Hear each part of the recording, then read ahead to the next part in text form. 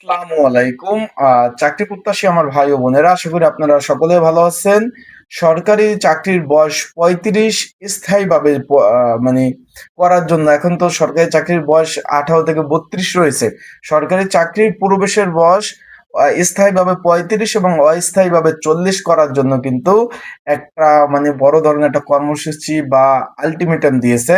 যারা ৩৫ প্রত্যাশী এবং ৪০ যারা চাচ্ছে অস্থায়ীভাবে, তারা কিন্তু অলরেডি এ বিষয়ে কিন্তু একটা সংবাদ সম্মেলন করেছে।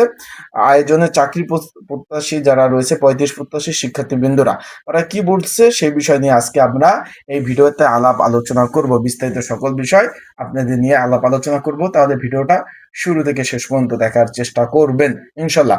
দেশের দেশের ক্ষতিগ্রস্ত শিক্ষার্থীদের ভবিষ্যৎ বিবেচনায় সরকারি চাকরির আবেদনের বয়স সীমা বৃদ্ধি করার দাবিতে আহ এই যে প্রতিনিয়ত কিন্তু তারা কিন্তু সংবাদ সম্মেলন করে আসছিল। বৃদ্ধি করার দাবিতে সরকারকে আলটিমেটাম দিয়েছে চাকরি প্রত্যাশী সাধারণ শিক্ষার্থীরা।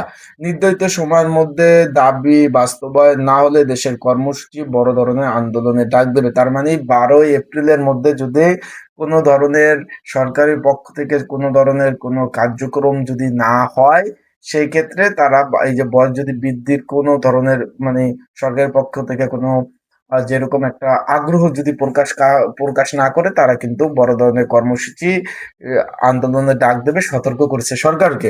তারা আর কি কি বলছে, এটা কিন্তু অলরেডি আজকে কিন্তু ৫ তারিখ, ১২ই এপ্রিল পর্যন্ত, আজকে ৫ এপ্রিল, ১২ই এপ্রিল পর্যন্ত তারা বেঁধে দিয়েছে অলরেডি। এখন তারা চাচ্ছে যে স্থায়ীভাবে ৩৫ করবে, ১৮ থেকে ৩৫ যারা আছে তারা আবেদন করতে পারবে, এবং অস্থায়ী যারা ক্ষতিগ্রস্ত হচ্ছে করোনার কারণে বিভিন্ন সময়, তাদের জন্য অস্থায়ীভাবে ৪০ করার জন্য আবেদনের, এটা তারা চাচ্ছে।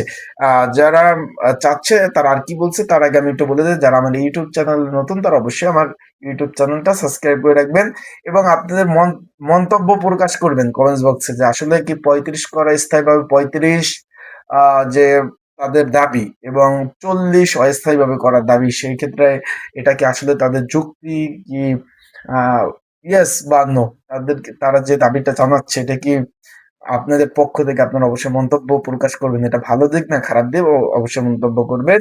তারা বলে ঢাকা বিশ্ববিদ্যালয় সংবাদ সম্মেলন করেছে।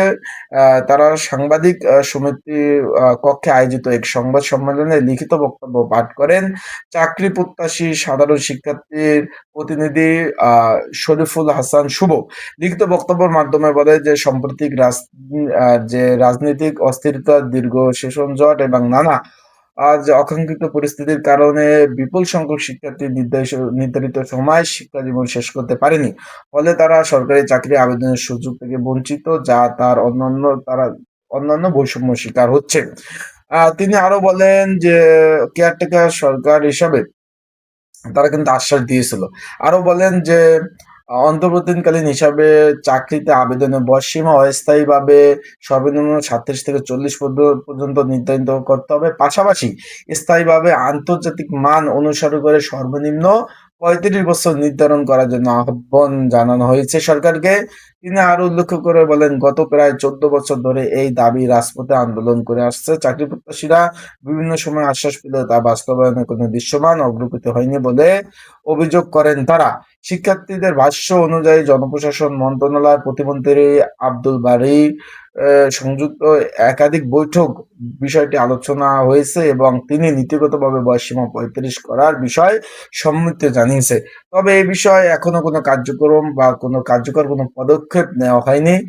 আন্দোলনকারীরা অভিযোগ করে অতীতে আন্দোলনের সময় তাদের বিরুদ্ধে মামলা, হামলা, রাজনৈতিক হয়রানির ঘটনা ঘটেছে। এতে করে অনেক শিক্ষার্থী শারীরিকভাবে ক্ষতিগ্রস্ত হয়েছে। প্রেক্ষিতে শিক্ষার্থীরা সরকারকে ১২ এপ্রিল পর্যন্ত সময় বেঁধে দিয়ে বলেন, এর মধ্যে দাবি বাস্তবায়ন না হলে সারা দেশে চাকরি প্রত্যাশীদের শিক্ষার্থীদের নিয়ে কঠোর আন্দোলন নামবে তারা। তার মানে ১২ এপ্রিল পর্যন্ত কিন্তু তারা সরকারকে একটা সময়সীমা কিন্তু বেঁধে দিয়েছে। যদি ১২ এপ্রিল মধ্যে যদি সরকার কোনো ডিসিশন না নেয়, কোনো সিদ্ধান্ত যদি না নেয়, সেক্ষেত্রে পরবর্তীতে চাকরি প্রত্যাশীদের যারা রয়েছে তাদেরকে নিয়ে কিন্তু বড় ধরনের একটা আন্দোলনের ডাক দিবে। তারা আশা প্রকাশ করে যে সরকার বিষয়টি গুরুত্বের সাথে দ্রুত কার্যক্রম নেবে, ক্ষতিগ্রস্ত শিক্ষার্থীদের ন্যায় নিশ্চিত করবে। আশা করি বিষয়টা বুঝতে পারছেন। তারা বোঝাতে চেয়েছে যে অস্থায়ীভাবে আহ ৩৭ থেকে ৪০ করতে হবে এবং স্থায়ীভাবে আন্তর্জাতিক মানদণ্ড হিসাবে এটা ৩৫ করতে হবে, তারা এটা বলেছে। আশা করি এখন দেখা যাক সরকারের পক্ষ থেকে, যেহেতু বিরোধী দল এবং সরকার পক্ষ আন্তরিক, ৩৫ হয়ে যাবে এটার সম্ভাবনা রয়েছে। তারপর দেখা যাক সরকার পক্ষ থেকে কি ডিসিশন নেয়। আর চোখ রাখুন আমার ইউটিউব চ্যানেলে, আপডেট তথ্য পাওয়ার সাথে সাথে আপনাদের সেই তথ্য জানিয়ে দেওয়ার চেষ্টা করব। আসসালামু আলাইকুম।